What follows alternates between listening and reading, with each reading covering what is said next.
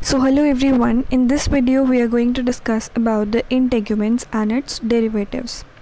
So integuments and its derivatives, vertebrate की जो body होती है वो एक थिक एक टफ बॉडी वॉल से कवर्ड होती है, लाइक 3 लेयर्ड बॉडी वॉल होती है जिसमें कि आउटर इंटेग्यूमेंट होता है, outer integument, middle muscular layer and फिर अंदर वाली को हम बोलते हैं सीलोमिक एपिथेलियम. सो वर्टिब्रेट की जो बॉडी होती है वो 3 लेयर की बॉडी वॉल होती है एंड बाहर वाली को हम आउटर इंटेग्यूमेंट, फिर अंदर बीच वाली को हम मस्कुलर लेयर और अंदर वाली को हम सीलोमिक एपिथेलियम बोलते हैं. सो it displays important morphological and physiological variation between different vertebrate and groups depending upon their adaptations for various habitat and mode of life. यानी कि जो different vertebrates हैं उनकी different morphological changes होंगे, variations होगी उसकी thickness में, किस तरीके से वहाँ पे किस एरिया में किस कि वो ठंडे इलाके में रह रहे हैं या फिर गर्म इलाके में रह रहे हैं, तो उनकी अडेप्टेशंस कैसी है उसके हिसाब से उनमें चेंजेस होते हैं. However being a protective covering, जो इंटेग्यूमेंट है वो बेसिकली सिमिलर होती है स्ट्रक्चर में सभी वर्टेब्रेट्स के अंदर. हिस्टोलॉजिकली स्किन जो है वो 2 लेयर्स की बनी हुई है. इंटेग्यूमेंट मतलब जो स्किन है वो 2 लेयर्स की बनी हुई है, एपिडर्मिस एंड डर्मिस. एपिडर्मिस जो होती है that is ectodermal stratified squamous epithelium made up of few to several layers of cell. अब एपिडर्मिस के अंदर 3 चीज़ें हमारे पास होती हैं. The first one is the stratum, stratum germinativum और the stratum cylindricum. Stratum cylindricum जो है वो आपकी इनर मोस्ट लेयर होती है एंड वो अटैच्ड होती है डर्मिस से and is settled on the basement membrane. It is continuously growing layer which pushes the new cell layers towards the surface and उसको नरिशमेंट जो है वो डर्मिस से मिलता है. Then we have the stratum corneum. Stratum corneum जो है वो outer most partially cornified layer होती है जिसमें कि डेड सेल्स होते हैं and it is made up of the protein keratin. Then we have the stratum transitional. It forms the layers between stratum, देखो स्ट्रेटम सिलिंड्रिकम और स्ट्रेटम कॉर्नियम के बीच वाली जो लेयर होती है उसे हम स्ट्रेटम ट्रांजिशनल बोलते हैं. यहाँ पे जो सेल्स होते हैं वो फ्लैटेंड होते हैं एंड उनके अंदर एक प्रोटीन होता है which is the keratohyalin. They get dissolved in the cytoplasm which later on change into the waterproof substance. अब यहाँ पे जो सेल्स होते हैं वो फ्लैटेंड होते हैं, उनके अंदर प्रोटीन होता है केराटोहायलिन जो कि बाद में क्या हो जाता है, चेंज हो जाता है into the waterproof substance which is the stratum lucidum. So by the time it reaches up to the topmost layer, जो इलिडन है वो और हार्डन हो जाता है और टफ हो जाता है एंड वो horny protein that is the keratin का फॉर्मेशन कर लेता है. The second layer is the dermis. Epidermis से नीचे क्या होती है, डर्मिस होती है which is mesodermal thicker and उसके अंदर connective tissue cells, fibres, blood vessels, capillaries, nerves, आपके जो हमारे पास ऑयल ग्लैंड्स हैं, क्यूटेनियस ग्लैंड्स हैं, पिगमेंट सेल्स हैं, मेलानोसाइट्स, ये सारी की सारी चीज़ें डर्मिस के अंदर प्रेजेंट होती हैं.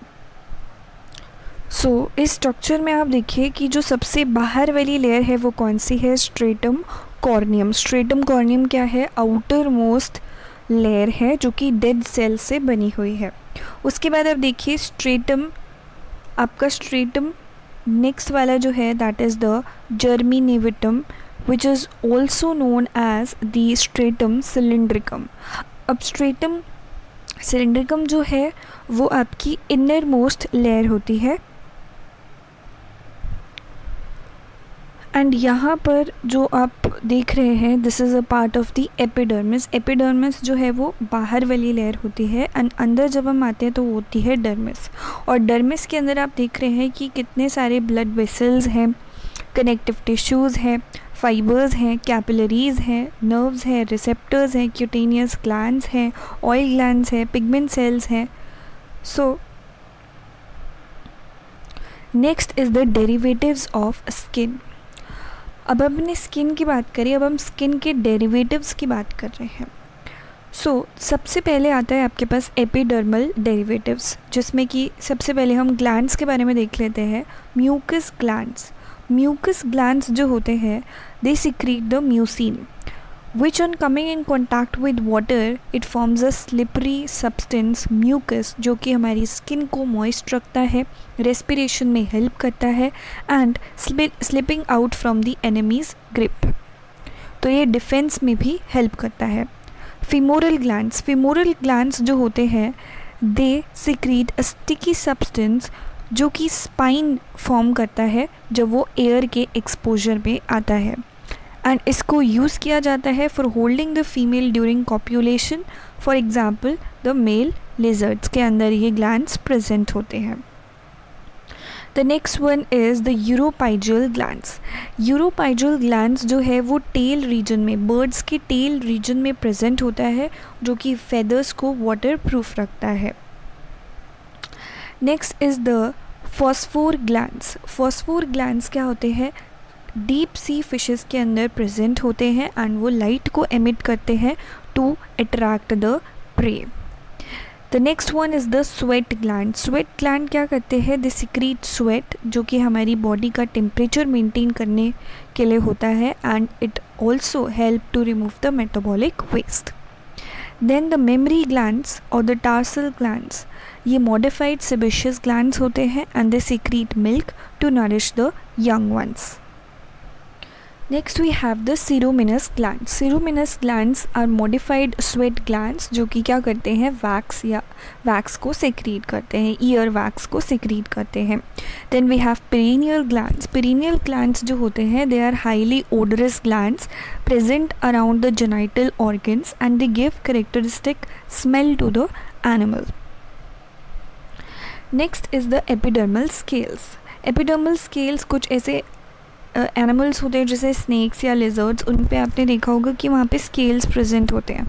So epidermal scales are derivative of cornified layer of epidermis which is shed periodically and this process is called as the ecdysis और the moulting in the snakes and the lizards, क्योंकि snakes या फिर जो lizards होते हैं वो उनकी जो स्किन है उसको शेड करते हैं। Then the digital cornification. Digital cornification is formed from the horny layer of epidermis which grows parallel to the surface of the skin. Then horns. कुछ ऐसे एनिमल्स होते हैं जैसे बफलोज हैं, काउज हैं, उनमें सींग होते हैं। गोट्स, राइनोसोरस, इनके पास सींग होते हैं। तो हॉर्न्स क्या हो गए, हूव्ड मैमल्स का करेक्टरिस्टिक हो गए जिनके पास सींग होते हैं, and they are formed from the keratinized layer of the epidermis. So they are formed from the keratinized layer of the epidermis. feathers क्या होते हैं, birds के अंदर present होते हैं। hairs, जैसे humans हैं, हमारे पास छोटे छोटे हमारी स्किन के ऊपर hairs present हैं, तो hairs are keratin derivative of the epidermis and are supported by muscle called the erector pili. Then horny plates. Horny plates means jaw bone of the edentulous region in some animals is covered by the horny plates. So अभी हमने epidermal derivatives की बात करी, अब हम dermal derivatives की बात करने वाले हैं। तो first one is the scales. Scales जो होते हैं they form the exoskeleton in the fishes and they consist of the dermal plate which is firmly attached to the dermis by the Sharpe fibers. Sharpe fibers के साथ attached होता है, and जो central pulp cavity है that contains the blood vessels, nerve and the lymph supply. And ये जो spines होते हैं their spine consist of the dentine and they are of different type के हमारे पास scales होते हैं.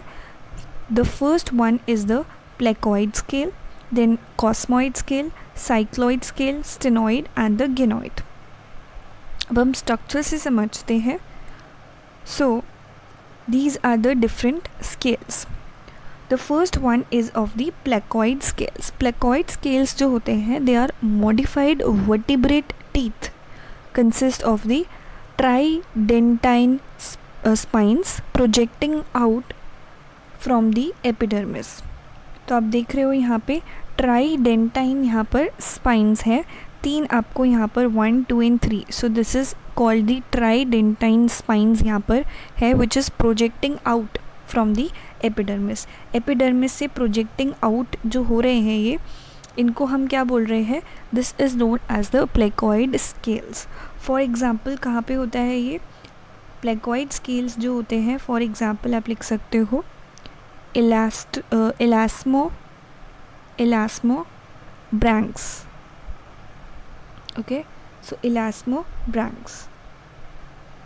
Here also I think, yeah, it is written over here elasmobranchs. So the second one is the cosmoid scales जो कि extinct lung fishes में पाए जाते हैं. Then we have the cycloid scales. Here you can see the cycloid scales. So ये जो cycloid scales आपको दिख रहे हैं, cycloid scales जो होते हैं they have the circular outline. उनके पास क्या होता है?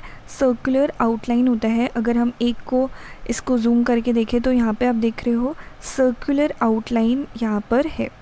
So इसीलिए इनको हम क्या बोल रहे हैं? These are known as the cycloid scales. Then we have the stenoid scales. Stenoid scales जो होते हैं, when free margins of cycloid scales produces spines, तो उसको हम stenoid scales बोलते हैं. अब यहाँ पर देखिए, मतलब ये जो आपका cycloid था, इसके जो ये free ends थे, ठीक है, ये ऐसा cycloid था. अब इसके free ends क्या बना लेते हैं? अगर spine का यहाँ पर formation हो जाता है, इस तरीके से स्पाइन का आप देख रहे हैं, स्पाइन का फॉर्मेशन हो गया है.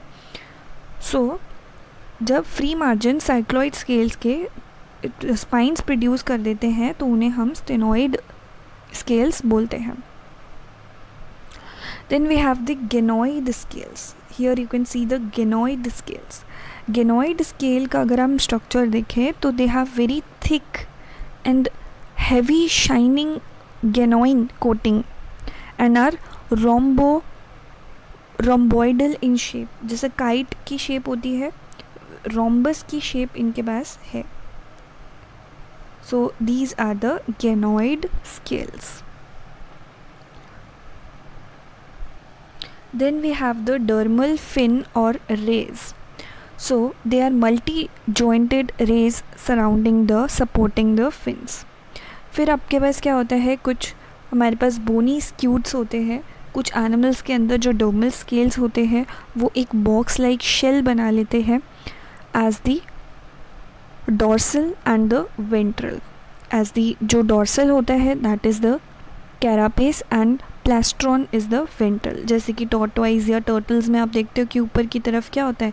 एक शेल होता है. So these were the skin and the derivatives. तो स्किन के अगर मैं फंक्शंस बताऊं आपको तो बहुत सारे स्किन के फंक्शंस होते हैं. स्किन एक तरीके का बैरियर की तरह काम करता है between the body and the external environment. And skin जो है आपकी बॉडी को, जो एनिमल्स की बॉडी है उनको प्रोटेक्ट करने के लिए काम आता है यूवी रेज से या पैथोजेनिक अटैक से, या कोई भी जो अदर एनिमल है. जैसे किन्हीं जो एनिमल्स होते हैं जिनके पास स्पाइंस हैं तो वो एज ए डिफेंस की तरह हो गया उनके लिए, ठीक है. और स्किन जो है removal of waste in form of sweat के लिए भी.